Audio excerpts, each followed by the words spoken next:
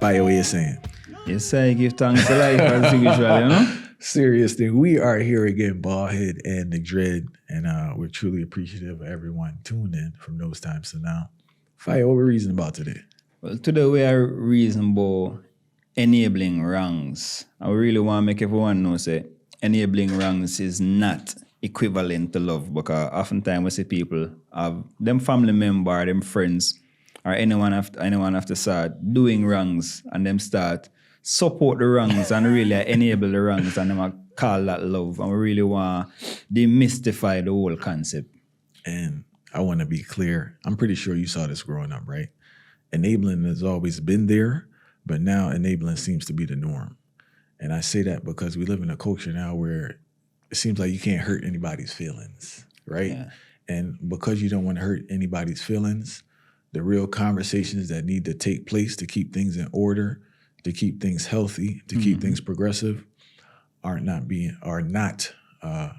had. When people think about enabling, I think they default to like Lifetime and Discovery Channel, A&E, like some extreme case like drug abuse, or we were speaking earlier. You spoke about the it's not funny. The what's the thing? Hoarders. Hoarding, yeah. That type of energy, right? But enabling comes in many forms and many shapes, you know. And for many households, when things aren't acknowledged, it could be very destructive to the health, to the chemistry in the household, to the financial health of the household, and the spiritual health of the household, because that behavior that is allowed, that behavior that's been supported, that behavior that has not been checked becomes so toxic, like a cancer in a sense, you know? Yeah. Yeah, I want to check it now. Like you mentioned the hoarding thing, for example. I watched this series. I think it's A&E about the hoarding. And there's one of the episodes, the sister, she was telling everybody else in the family, say, to leave our sister alone, because if she want to hoard, let her hoard. Not realizing that this is to that grand scheme of things, it's a mental illness. And if you enable that type of behavior, it only makes you get worse, and you go only make our health start deteriorate, all of these things. So, but she was saying that she was doing that in the sense of love, because when you love somebody, you must give them the room to be themselves. But to what extent do you give them the room to be themselves? You can't give them that room for deteriorate them own health and make things start go down the drain. So we have to be careful of all of that now, because you have this, like this outcast word now, when nobody can say it, but me willing to say it still, because we always go above and beyond sensitivity. Because you can't say them word now, Yeah, because everybody's so sensitive now. You can't tell them, you can't decipher. Remember, if you see somebody, your family, go down the drain and you don't say nothing, you 10 times worse, But you're supposed to can't tell your family that, I wanted to say that the word love is used in the wrong context. Because to truly love someone is to, not saying that your words will change their behavior. I want to be clear. But I feel it's your duty for a loved one to tell them they're doing wrong. Like if I see you doing wrong as a brethren that I love and see as a brother, right? I'm gonna tell you.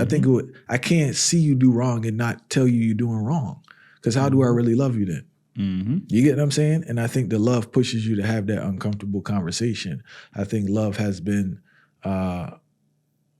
used wrongly, and it's a misguided love where I just want to support you with whatever you do, regardless of the wrongs and the folly. And I think that's where things are going astray. There's another thing I wanted to touch on with the whole enabling vibe is that I'm trying to say this without sounding sexist, right? But I noticed that in many households, the man is the one that would initiate the uncomfortable conversations. Not in all, and this is my exposure. So if it sounds sexist, I do apologize. But in my exposure, it's been the men that initiate the uncomfortable conversation to acknowledge the wrong that's being done. And it's the women, in my exposure, I want to be clear again, right? I'm not saying all women, I'm saying in my exposure, that try to defend the behavior. So my name canceling. So when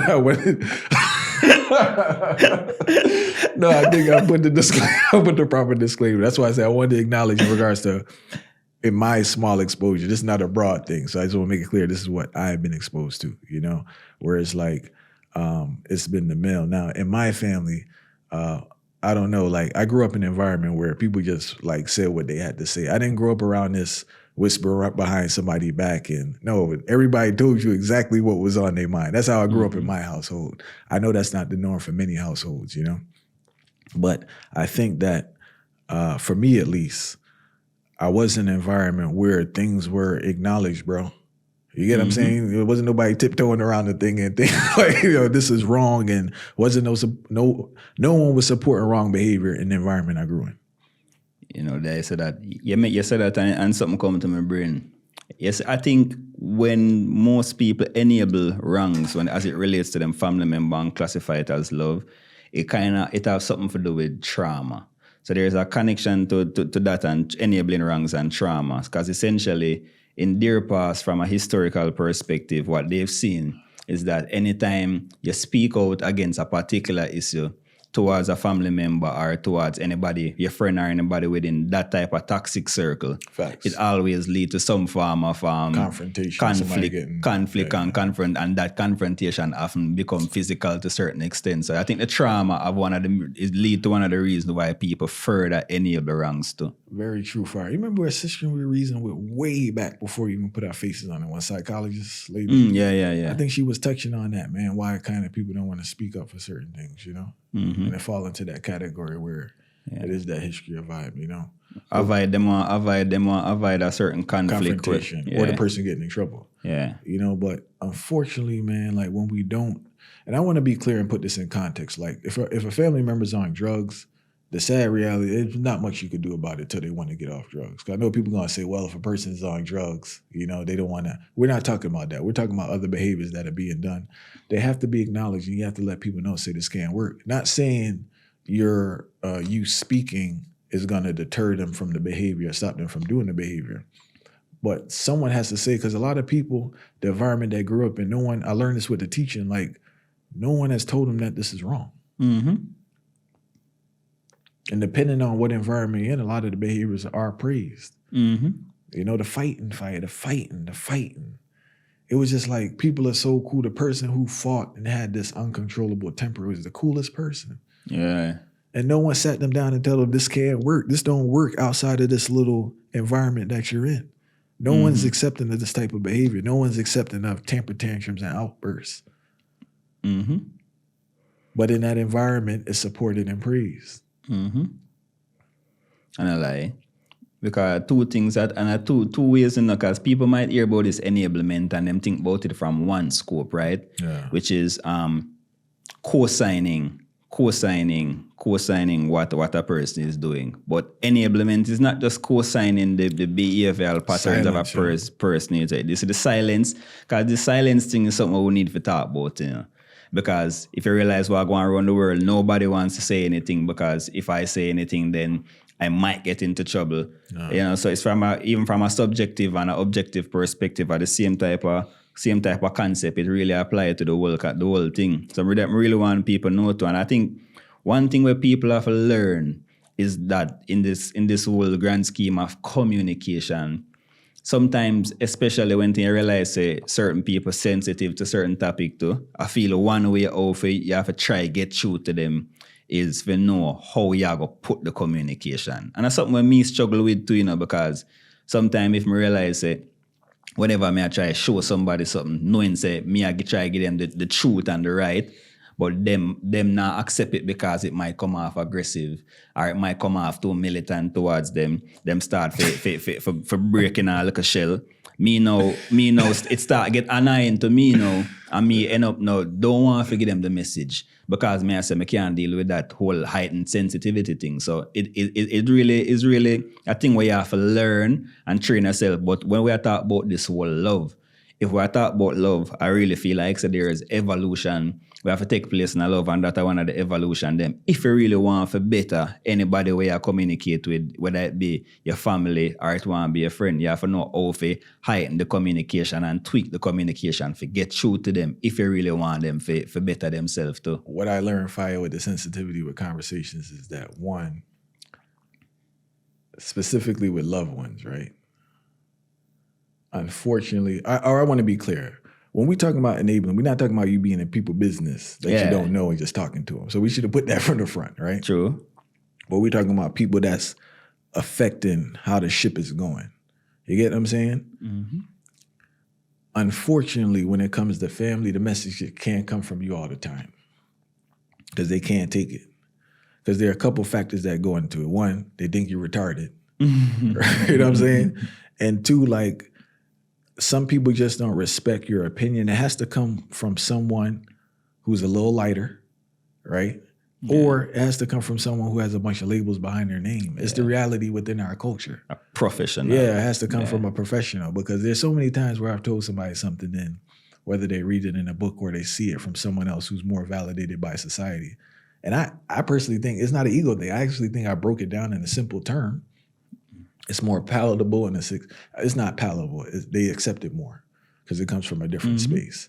Now, for those out there, you do have to be strategic in regards to relaying the message, because what's the term they say? You get something more with honey than something sugar with. You get more bees with honey or something. Something like that. You know what I'm saying? Yeah, I have to deal with it sweet sometime and gentle. Yeah. So you yourself have to, because a lot of times when the message is being conveyed, the frustration is already there. Right? Yeah, so that's the reality. So we have to kind of go into the bag and be more strategic with the presentation. And sometimes it has to be a metaphor. Sometimes it has to be a story about someone else, because a lot of people remember when they're doing that thing, a lot of people, because it's an attack now, they feel attacked when you're acknowledging something that a lot of times they themselves know that they're doing wrong. Because that's where the defensiveness is. Because if it's not a vibe, then why is it getting you so excited? So, and you have to know your audience. You have to know the person you're speaking to. And, you have to know the time you're able to say it. You know, so I think people out there, men and women, you have to be very strategic when trying to acknowledge the elephant in the room. But the elephant in the room has to be acknowledged, because if it doesn't, it is so destructive. I've known many families that have been destroyed because, remember, when you have someone in your family that's just on a war path of destruction, everyone's affected. Inside, emotionally, economically. Especially when they're in and out of very crazy situations, because it's the family got to deal. None of these people out there are helping them. From a man getting in trouble, and you're busy talking about call my mother, yeah? I don't care how you have tattoo on their face or how gangster he is. When he get in trouble, you're going to yell out, call, I want to talk to my mother. His friends not helping him. That's the thing. You say that's the thing too. And you see this movie, because Hollywood, we soon really have to brought down this whole concept of Hollywood, and this whole utopic life as it relates to particular relationships. Because from two ends, me look on life two ways, right? From the teacher perspective and from the student perspective. As they mentioned the teacher perspective earlier, when they say you have to know your audience. It's a rough thing, because me can openly admit, once me know the message when me I send correct and right, I don't really care how me want to give it to you, Yeah. But it's something that me can openly admit, so me still have to learn. Because I know, say, I really have to know my audience and know, say, this person I got to take this message to this particular, in this particular way. I have to learn how to shape it. So as they say, from the teacher perspective, why? But from a student perspective now, is what I really want to address. Because I feel like the person who is doing the wrong, not even talk about the enabler now, right now, who is doing the wrong, why you really know this? If you are the wrong, are you conscious of the wrongs what you do? Don't come and tell people, say, oh, just accept me for who I am. Because you can't do wrong and say, just accept me for who I am. That's not going to make you a better person automatically. Or, oh, give me time to work on myself. Because you see this whole time to work on self thing is a diversion, Most people divert and just make the time run off and say, oh, give me time for work. This is who I am. That's not who you are. No, that's who you became. It's a cop-out. Yeah. No, it's a cop-out, all right. And when people say when people say this vibe in regards to this is who I am, a human being is ever evolving, right? So obviously there's a lot of unbalance going on that's leading to you doing this destructive behavior. So this is not your true self. This is who you are at this moment, but this is not your true self, because everyone knows a higher self within you. You're just not tapped in, and it's a lot of work to get there. So that comment there makes no sense for a person to say, this is who I am. This is where you are now, but this is not who you are. You know, because there's a multiplicity of people inside of you. You just tapped into this particular state that got you in problems out here doing foolishness. You know, but you said something that a lot of people have heard this statement in regards to this is who I am and this and that, or I'm working on myself. And sometimes after that comment is stated, because remember, we have to understand when you are acknowledging the elephant in the room, we don't have any control in regards to the outcome of the behavior. Your duty is just to acknowledge and say, yo, fire, this can't work. You may want to reconsider this and that, boom, boom. And you have to let it go, because at that point, now the ego get in point, because I really don't have control over what the next man do. If I see you doing foolishness, fire, and I call you up and say, fire, this can't work, and you continue to do it, I told you already, yeah? You get what I'm saying? And I think that's being more responsible than me not saying anything. I did tell you, I broke it down to you, explain why this can't work. You need to cool off. Now, if you continue to do that, you can't look in the mirror and say, nobody ever told you, because I told you.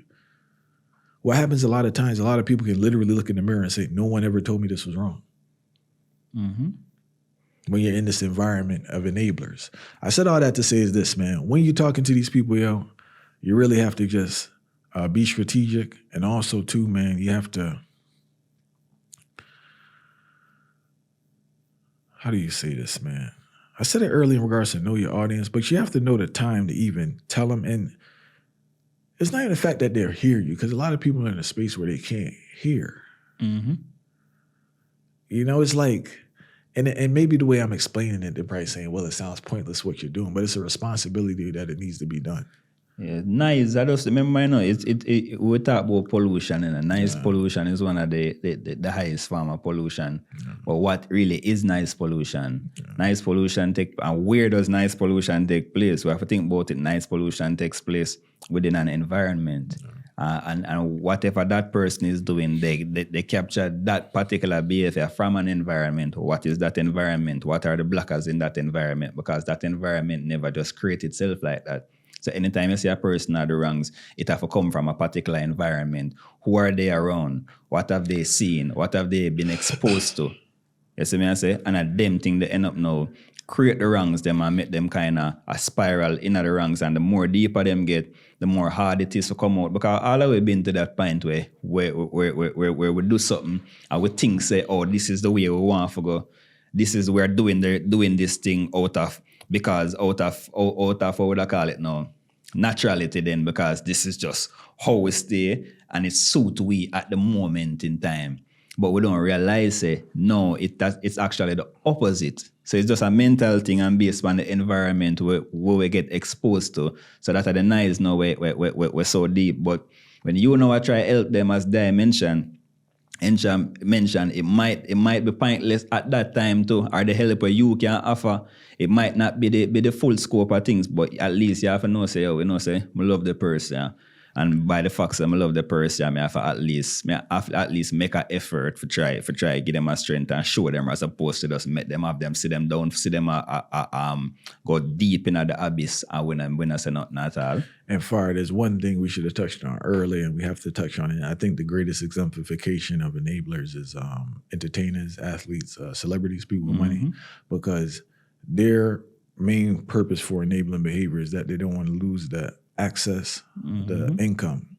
But on our level, on a social level, it's just that friendship. You know, the person may be their friend, or they may be benefiting from that person in a certain way, and they don't want to lose that benefit. So that's why I go back to you. Do you really love the person? Or we're using love in the proper context? Because you're more concerned about losing something and not necessarily what's best for the person. You know, a lot of people question like, yo, why athletes this and that? Because the people around them don't want to lose the income that they get. All these big cases you hear about and all these behaviors is that people don't want to lose the income. They don't want to lose what they believe is the prestige of being associated with that people. Capitalism. Because, no one's more of a celebrity than the people around celebrities. Terrible to deal with. Yeah. No, reality. All right. A lot of artists, in my experience, right, a lot of artists have a bad name. The people have never met the artist in their life. They've been dealing with the people around the artist. Those are terrible people. A lot of times the artists, I already tell you the truth, yeah. But the people around them are terrible. And they mess up the brand of the artist. But I said that to give you an example of, I think the greatest example of enablers are celebrities. People around celebrities, because they allow any and everything to go on because they're not losing that income. And they're not losing the lifestyle that they get from being around that particular person. But you mentioned that, Tori, if we want to bring the enabling on even a more grand scale, then you mentioned the celebrities, them, but we're going to wrap up soon, but people them in a society, we're enabling the government for the wrong to. Because I'm going to talk it like it is. We're enabling the government for the wrong to because we're feeding to the concept of, I am just doing my job. So many times we talk about this thing. I am just doing my job. So I don't care that this policy that the government just outlined is unethical. I won't raise my voice about this war going on here. I won't raise my voice about this bill that was just passed. I won't raise my voice against anything at all because I'm just doing my job. I'm sticking in my own lane. But then when those policies that were passed and bills that were passed start trickle down towards the society, we start complaining. Oh, this is affecting me. Then who did enable the behavior from get-go? That means that we never love the society where we want, the society we want in our head. So this utopic society we perceive in our head, we never love it in the first place because we enable all sorts of wrongs and enable the same bird with two wings for continuously rule the people them and have the people them in a like a spiral like that. So even from an objective and a subjective standpoint, the enablement I get worse and worse. And it sounds like on the court to finish off too, man. You got to add that corporate thing because how many people doing stuff on their job that don't sit with them well in their heart, but they enable that behavior because they don't want to lose that check. Yeah, you see this check thing, fire. You see this money rough, thing. Man. Not for real, because I can't knock a person because I'm not asking somebody to be some great revolutionary and lose their livelihood, right? But the constraint and the control of behavior is basically the income. If you don't conduct and support this certain thing, you won't have income in this space. Reality. And that's the harsh reality in which we live in this free world with freedom as we're sex-free people. You know? In a grand scheme of things, man, we have to just learn fire. So we can't enable the wrongs if we really are deal with love to the truest form still, you know?